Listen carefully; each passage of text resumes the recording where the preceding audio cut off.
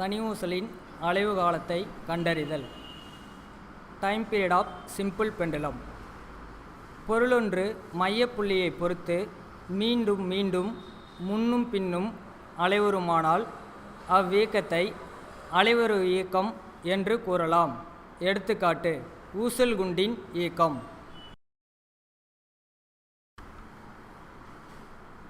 தனி ஊசலின் அலைவு காலம் ஊசல் குண்டின் நீளத்தை பொறுத்தது என்பதை சோதனையின் மூலம் காண்போமா?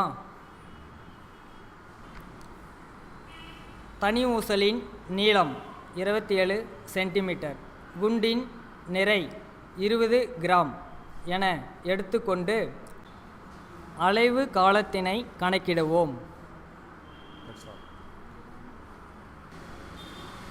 அதேபோல சம அளவுள்ள ஆனால் எடை அதிகமுள்ள குண்டுகளை மாற்றி அமைத்து அலைவு காலத்தினை கணக்கிடுவோம்.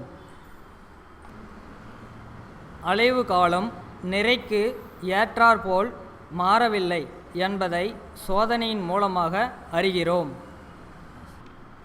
சோதனை 2. தனி ஊசலின் அலைவு காலம் ஊசல் குண்டின் நிறையை பொறுத்ததல்ல என்பதை மற்றொரு சோதனையின் மூலம் காண்போமா? தனி ஊசலின் எடை 30 கிராம், ஊசலின் நீளம் 26 சென்டிமீட்டர் எனில் அதன் அலைவு காலம் என்ன என்பதை சோதிப்போமா? அதேபோல தனி ஊசலின் நீளத்தை 15 சென்டிமீட்டர், 20 சென்டிமீட்டர் என மாற்றி அமைத்து அதனின் அலைவு காலத்தை கண்டறிவோம்.